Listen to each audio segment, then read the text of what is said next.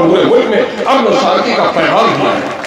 یہ ہونا کیا چاہیے تھا؟ ہونا یہ چاہیے تھا اس کے بعد حکومتوں کو اس پر قدغن لگانی چاہیے تھی، جو آزادی کے بعد انڈین ورشپ ایکٹ ہے اس کے مطابق دوسرے مذہبی مقامات کو وہاں چھیڑا نہیں جاتا، لیکن اس کے باوجود بھی آپ نے ہمیں ہر جگہ چھیڑا ہے۔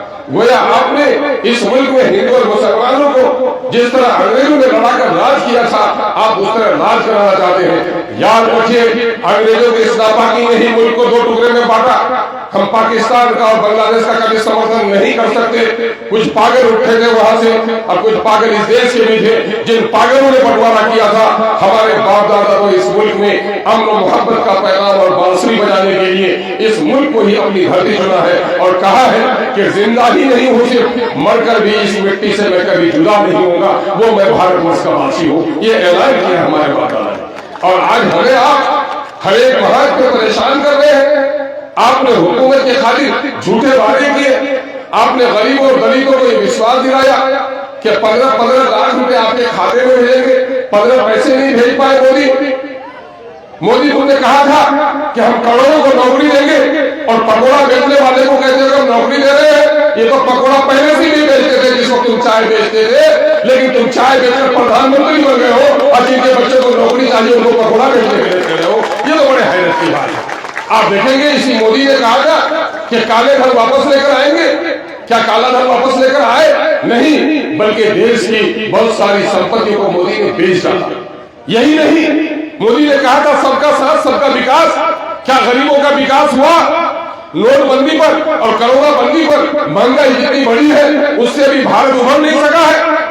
روپے کی قیمت دن بدن گرتی چلی جا رہی ہے۔ یہی مودی جب اپوزیشن میں تھے وہ کہہ رہے تھے کہ روپے کی قیمت گرتی ہے تو روپے کی قیمت نہیں گرتی، ملک کی عزت گرتی ہے۔ اور آج مودی کل تک جس روپے کی اہمیت 56 روپے 46 روپے ڈالر کے مقابلے میں تھی، آج 86 روپے کے مقابلے میں ڈالر ہو گیا ہے۔ آپ نے تحت الثرا میں ہندوستان کو پہنچا دیا۔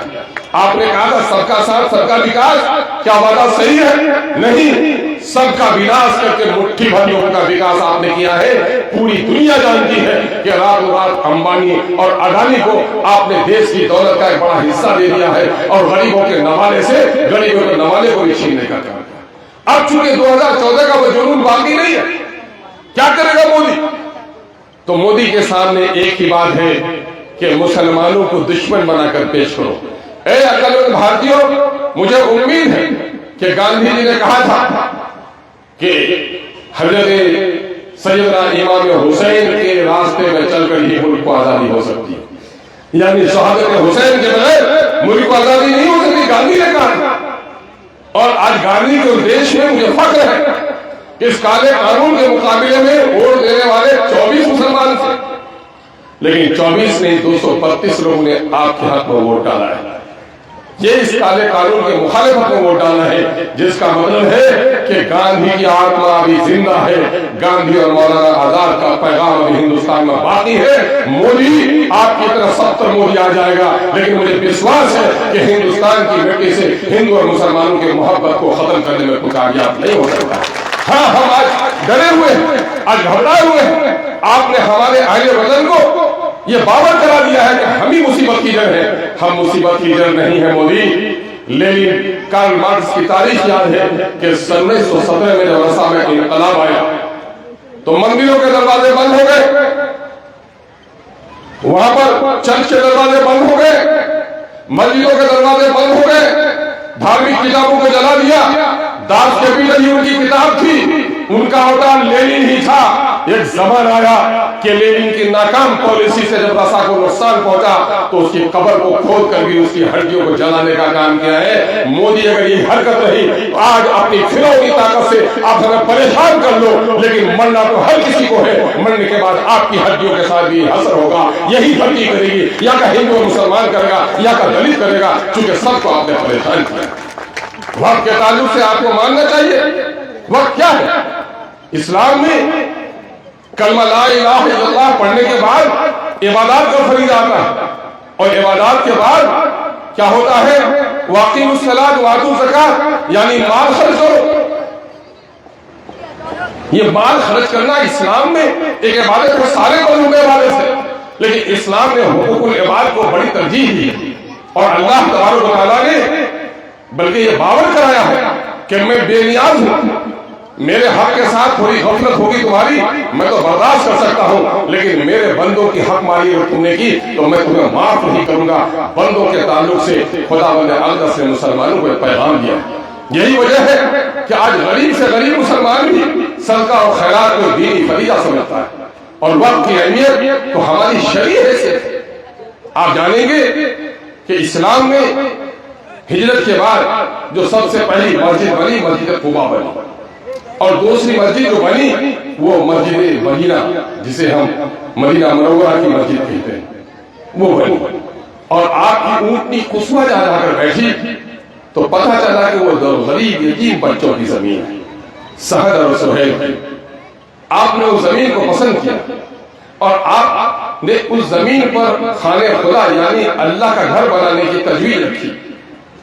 اس وقت ان یتیم بچوں کی طرف سے یہ کہا گیا کہ ہم اس زمین کو ڈونیٹ کرنے کے لیے تیار ہیں، لیکن آپ صلی اللہ علیہ وسلم نے یتیموں سے اس وقت چونکہ وہ یتیمی کے دور تھا آپ نے اس کو گوارا نہیں کیا، چنانچہ اس جگہ کی قیمت ادا کی۔ بعض روایتوں میں آتا ہے کہ حضرت ابو ایوب انصاری نے، اور بعض روایتوں میں آتا ہے کہ حضرت ابو بکر صدیق رضی اللہ تعالیٰ نے اس زمین کی قیمت ادا کی، اور اسلامی تاریخ میں معلوم تاریخ میں وہ پہلی گویا وقت تھی کہ آپ نے اللہ کے گھر کے لیے زمین وقف کر دی۔ وقت کے تعلق سے ہمارے علماء بتاتے ہیں کہ وقت کیا ہے؟ اپنی نجی ملکیت، چاہے زمین ہو، جائیداد ہو، مکان ہو، دکان ہو، ایسی جائیداد کو خدا کے گھر کی تعمیر کے لیے، دین اسلام کی تعلیم و ساتھ کے لیے مدرسہ بنانے کے لیے، انسانوں کو دفنانے کے لیے، مسافروں کے آرام کے لیے جو وقت کر دیا جائے اور اس پر سے اپنے دعوے کو ختم کر دیا جائے وہ وقت فی سبیل اللہ ہے۔ اور یہ وقت کیا کیا ہے؟ وقت کی دو قسمیں ہیں، مولانا کا حکم ہے کہ میں تفصیل سے سمجھا دوں۔ نوجوانوں وقت کی دو قسمیں ہیں، ایک ہے وقت بائی یوزر، اپنے استعمال کے ذریعے سے وقت، جس کے سے آج سے رجسٹریشن ایکٹ انگریزوں کے زمانے میں شروع ہوا، اس سے پہلے توضیع تھی، پتنی تھی، اور اس بات کے زمیندار کسی علاقے کو کہہ نہیں تھے کہ اتنا رقبہ تمہارا ہے، نماز پڑھ دیا تمہارا ہو جاتا تھا۔ تو انگریزوں کے زمانے سے پہلے کاغذات زمینوں کے بہت کم ملتے، بلکہ اس وقت بھی آپ دیکھیں گے دلی جیسے مرکزی شہر میں جو آپ دیکھیں گے دلی کے اطراف میں زمین بکتی ہے، شاہین باغ میں زمین ملتی ہے، زید پور میں زمین ملتی ہے، اب بھی رجسٹری نہیں ہوتی ہے، ایگریمنٹ پیپر سے ہی زمین بک رہی ہے۔ اس زمانے میں تو وہ بھی نہیں تھا، اس زمانے میں مندر بنے، منادر بنے، مساجد بنے، گرودوارے بنے۔ مودی آپ کو اپنے تعلیم کا سرٹیفکیٹ نہیں دکھا سکتے ہو اور 700 سالہ پرانی مسجد کا کاغذ مانگ رہے ہو، کتنی دغا بازی کی بات ہے۔ اور پھر ہماری مسجدوں سے مانگ رہے ہو۔ دستور ہند کے دفعہ 14 میں کہا گیا ہے کہ قانون کی نظر میں سب برابر ہوگا، مذہب کی بنیاد پر، ذات کی بنیاد پر، رنگ کی بنیاد پر، نسل کی بنیاد پر، علاقے کی بنیاد پر، بھاشا کی بنیاد پر کسی سے بھید بھاؤ نہیں کیا جائے گا، ایکویلٹی بیفور لا۔ تو اگر مسجدوں کے کاغذات مانگ رہے ہو تو مندروں کے کاغذات نہیں مانگے؟ یہ پہلی خلاف ورزی ہے آئین ہند کی۔ دوسری خلاف ورزی یہ ہے کہ آپ اوقاف کے بورڈ میں غیر مسلمانوں کو ممبر بنانا چاہتے ہو اور غیر مسلموں کے وقت میں کسی مسلمان کو ممبر نہیں ہونا دینا چاہتے ہو۔ یہ وہی دفعہ 14 کی دوسری خلاف ورزی ہے۔ تیسری خلاف ورزی یہ ہے کہ ہمارا بنیادی حق ہے مذہب، اور یہ ہمارا مذہبی معاملہ ہے۔ دفعہ 1900، 2100، 2500، 2600، 2900، 3000 یہ وہ دفعات ہیں جو زمین کی آزادی، مذہب کی آزادی، مذہبی اداروں کے قیام کی آزادی ہم کو دیتا ہے، اور اس کالے قانون کے ذریعے سے چونکہ وقت ہمارا مذہبی معاملہ ہے اور ہمارے معاملات میں دخل اندازی کر کے گویا ہماری مذہبی آزادی کو سلب کرنا چاہتا ہے، جو ہندوستانی آئین کے خلاف ہے۔ وقت کا کالا قانون تو بعد کو ہے، پہلے ہمارے دستور پر حملہ ہوتا ہے۔ ہم یہ باور کرانا چاہتے ہیں مودی کو کہ مودی آج بھی اسحاق اللہ اور شہید بھگت کا خون، حوالدار عبدالحمید کا خون بھارتیوں کے لہو میں ہے اور مسلمانوں کے لہو میں تو زیادہ ہے۔ اس کو آزما کر تم دیکھ سکتے ہو کہ پچھلے دنوں میں بھی کشمیر کی وادیوں میں جب شہید ہوئے تو آبادی 15% تھی اور شہید ہونے والے سپاہیوں کی تعداد 30% تھی۔ آج بھی ہم نے شہادت دے کر اس ملک کی حفاظت کی ہے۔ آج بھی تم کو یقین دلانا چاہتے ہیں اس ملک کی سرحدوں میں کوئی دشمن آئے گا تو اپنی گردن کٹا کر اس ملک کی حفاظت کریں گے اور اس وقت زندہ نہیں رہیں گے جب تک اس ملک کے آئین کو بچا نہیں پائیں گے۔ اور یہ باور کرا دینا چاہتے ہیں مودی کہ آپ نے مسلمانوں کو مرچی لگا کر اپنے فرقہ پرست ووٹوں کو متحد کیا ہے۔ میں ایک کہانی سناتا ہوں کہ مودی مسلمانوں کو بار بار کیوں پریشان کرتا ہے۔ ایک بڑے گھر کی بہو تھی، اس کا بچہ رو رہا تھا، بچے کو اس نے کھلونے دیے، بہلایا نہیں بل سکا، نوکر کو بلایا، اس نے کہا اسے لے جاؤ پھول کی کیاریوں کی طرف۔ وہ چمن میں لے گیا، رنگ برنگ کے پھولوں کی کیاریوں میں لے گیا، بچہ بہل نہیں رہا تھا، کھلونے دیے پٹک دیتا تھا۔ اس بچے کو اس وقت نظر آیا نوکر کو کہ وہاں تالاب کے کنارے ایک بیمار سی بلی پڑی ہے، بلی کا بچہ پڑا ہے۔ اس کو شرارت سوجھی اور اس نے اس بلی کے گلے میں رسی باندھی اور پانی میں ڈبایا اٹھایا۔ اب بلی جب پریشان ہوئی تو یہ چھوٹا سا بچہ جو مسکرانے لگا، اور جب بھی کبھی اس کا بچہ شرارت کرتا تو رانی کہتی کہ پھول کی کیاری میں مت لے جانا، کھلونے مت دینا، بلی کے بچے کو ڈبانا، بچہ خوش ہو جائے گا۔ مودی نے یہی سمجھا ہے کہ جب بھی ہم کو ناکامی حال آئے گی، ہم تو نوکری نہیں دے پائیں گے، کروڑوں کو نوکری نہیں دے پائیں گے، کسانوں کو فصل کی قیمت نہیں دے پائیں گے، نوجوانوں کو بہتر تعلیم نہیں دے پائیں گے، بیماروں کو دوا نہیں دے پائیں گے، میری ناکامی جو چھن چھن کر آ رہی ہے، کیا کرو؟ بس مسلمانوں کو پریشان کرو۔ جو اس طرح بلی کا بچہ پریشان ہوتا ہے تو وہ ناراض بچہ خوش ہو جاتا ہے۔ مسلمان جب پریشان ہوگا میرا سمپردائی متحد ہو جائے گا۔ اور یہ سچ بھی ہے۔ NRC کا کالا قانون، CA کا کالا قانون کس کو نشانہ بنا کر بنایا گیا؟ آپ کو اور ہم کو نشانہ بنا کر بنایا گیا۔ یہ تو غنیمت ہے کہ کھیل الٹا ہوا۔ جب آسام میں اس کو نافذ العمل کیا گیا تو مسلمان 1.5 لاکھ تھے اور غیر مسلمان 13 لاکھ تھے۔ کہا کہ یہ کھیل تو خراب ہوا، اور اپنی بیوی کے ساتھ کتنا انصاف کیا مودی جی، پوری دنیا جانتی ہے۔ منجن فروز کے دانت میلے نہیں ہونے چاہیے۔ دوسرے کی نالی کی ہمدردی کرنے کے لیے اپنی نالی کے ساتھ بھی ہمدردی کرنی چاہیے۔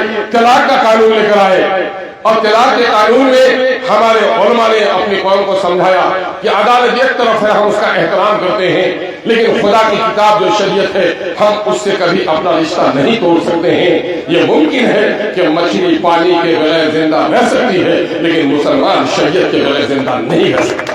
اور اس نے سمجھایا کہ قرآن چیخ چیخ کر کہتا ہے مسلمانوں، وَمَن لَّمْ يَحْكُم بِمَا أَنزَلَ اللَّهُ فَأُولَٰئِكَ هُمُ الْكَافِرُونَ۔ فاسقون بھی اور ظالمون بھی، جو لوگ اللہ کی اتاری ہوئی آیتوں کے مطابق فیصلے نہ کریں، دراصل ایسے لوگ کفر کرنے والے، انکار کرنے والے، حق کو چھپانے والے لوگ ہیں، ایسے ہی لوگ منافق ہیں، ایسے ہی لوگ فاسق ہیں۔ چنانچہ طلاق کا مسئلہ ہماری شریعت اسلامیہ کا مسئلہ ہے، نفقہ کا مسئلہ شریعت اسلامی کا مسئلہ ہے، توہر کا مسئلہ شریعت اسلامی کا مسئلہ ہے، اور نان و نفقہ کا مسئلہ یا درمیان ایندھن خرچہ دینے کا مسئلہ ہماری شریعت کا مسئلہ ہے۔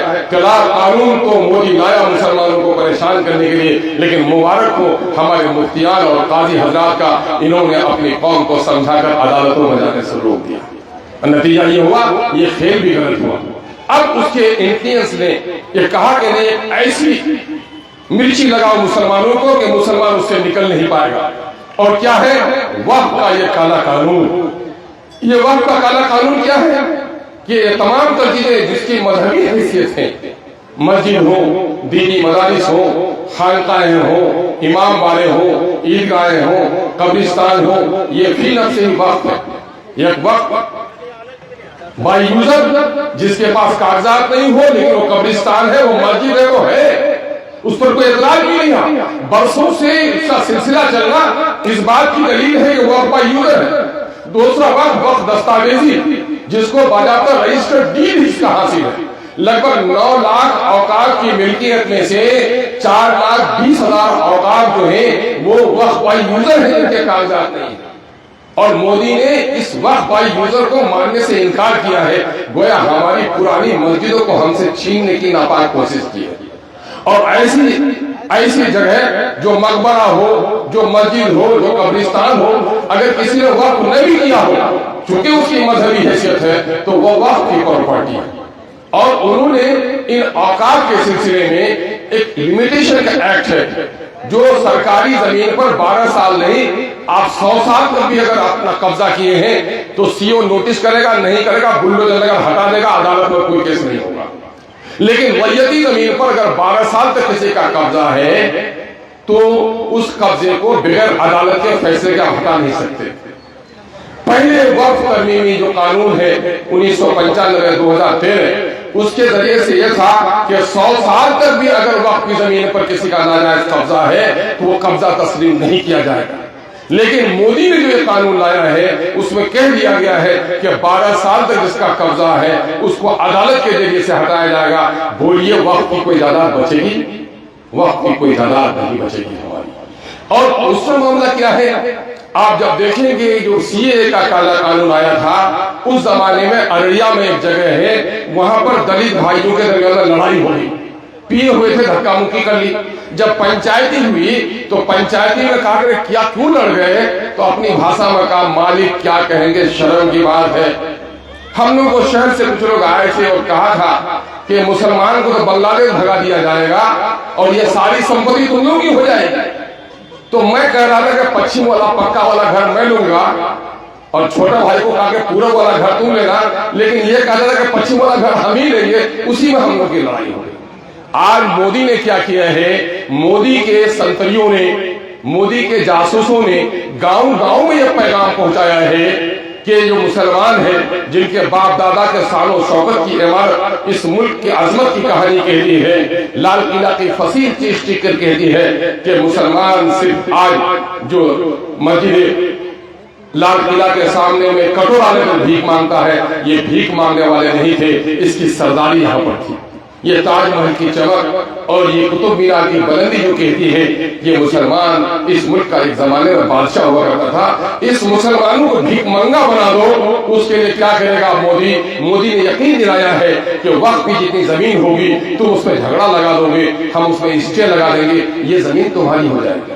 میرے بھائی ذرا غور کیجیے کہ آج داڑھی رکھنے پر دقت ہے، کل تک آج سے 15-20 سال پہلے کہیں بھی نماز کا وقت آیا خدا کی زمین پر بندہ سجدہ کر رہا تھا، لیکن آج نماز کا وقت گزر رہا اسٹیشن پر آپ کی پیشانی تڑپ رہی ہے، لیکن خدا کی زمین پر گویا سجدہ کرنا مشکل ہو گیا۔ آپ کی وہ بیٹیاں بستی میں جس کے چہرے کسی نے نہیں دیکھے، لیکن جب اس ٹرین میں سفر کرتی ہے تو اپنے نقاب کو اپنے جھولے میں رکھ لیتی ہے کہ کہیں میرا نقاب سمجھ کر، میرا مذہب سمجھ کر میرے ساتھ کوئی ذلت اور رسوائی نہیں کر دے۔ آزادی کس کا نام ہے؟ آزادی نام ہے خوف سے نجات کا نام۔ اس ملک کو میرے باپ دادا نے گردنیں کٹا کر آزاد اس لیے کرایا تھا، ایک ایگریمنٹ ہے گویا ہمارا کہ اس ملک میں ہم کو مذہبی بھائی چارگی ہوگی، امن و سکون ہوگا، عبادت کی آزادی ہوگی۔ مودی اس قانون کے ذریعے سے گویا آزادی کی تحریک اور آزاد ہندوستان کے اس معاہد نامے کو بھی ختم کرنا چاہتا ہے۔ ہم اس لیے ہمارے لیے لڑنا ضروری ہے۔ آپ جانتے ہیں اگر یہ کالا قانون نافذ العمل جو 8 تاریخ سے ہو گیا ہے، اگر اس کو عملی جامہ پہنا دیا جائے گا تو ایک قبرستان، آپ کو بڑی اچھی بات کہی اس دن حضرت امیر شریعت نے کہ صاحب آپ آج جو مردہ آپ کا ہے دفنانے کے لیے آپ کو زمین خریدنی پڑتی ہے؟ نہیں۔ رہنے کے لیے اپنا گھر زمین خریدیے، نہیں تو کرایہ دے کر کہیں رہیے، نہیں تو فٹ پاتھ پہ سوئیے اور پولیس جائے جب تک ڈنڈا مار دے۔ لیکن ایک بڑی غنیمت ہے کہ مرنے کے بعد سکون سے قبرستان میں سو جاتے ہیں۔ میرے کچھ عزیز ہیں آسٹریلیا میں، اس نے کہا کہ ابو جان یہاں پر لوگوں کو قبر کی زمین 5 سے 15 لاکھ روپے میں خریدنی پڑتی ہے زندگی میں۔ अगर ये कब्रिस्तान आपसे छीन जाए तो बताइए कि कितने लोग हो जो जमीन खरीद अपने कब्र के लिए जमीन खरीद सकते हो। ये औकात की जायदाद है जिसने मरने के बाद आपका ठिकाना मुहैया कर रखा है। अगर ये औकात की जायदाद छीन जाएंगे तो चैन से मुसलमान तो जी भी नहीं सकते हो, मरने के बाद भी चैन से कब्रों में सो नहीं सकोगे। इसलिए जगना पड़ेगा, आपको हमको बेदार होना पड़ेगा, ये तय करना पड़ेगा कि जो कौम दुनिया में लड़ती है, जो कौम दुनिया में मरती है वही जिंदगी पाती है। जो कौम सर झुका लेती है वो कौम जलील हो जाती है, खार हो जाती है, गुलाम हो जाती है और मुर्तद हो जाती है। आपको अगर अपनी कौमों को मुर्तद से बचाना है, अगर ईमान का शम्मा अपनी नस्लों में जलाना है तो आपको इसका काले कानून के लिए जमहूरी लड़ाई लड़नी पड़ेगी। मुल्क के आईन ने हमें जमहूरी लड़ाई लड़ने का हक दिया है और बैरिस्टर जनाब असदुद्दीन अवैसी साहब ने इस काले कानून के बिल को चाक करते हुए कहा था कि गांधी ने काले कानून के बिल को चाक किया था, मैं भी गांधी के बराबर इस बिल को चाक करता हूं। ये बिल को चाक करना ही नहीं था बल्कि पूरे कौम को दावत एहतजाज दिया अवैसी ने कि देखो मैं पार्लियामेंट के अंदर हूं तो मोदी के 56 इंच के सीने में मैं उसके कानून को फाड़ रहा हूं, तुम भी सड़कों में उतर आओ, तुम भी जलसे करो, तुम भी जो मुल्क ने कानून में तुमको इजाजत दी है अगर जरूरत पड़ेगी जेल भरने की तो जेल भरने के लिए तैयार रहो, लेकिन इस काले कानून को चैन से नहीं बैठो। यही लड़ाई हमको लड़नी पड़ेगी।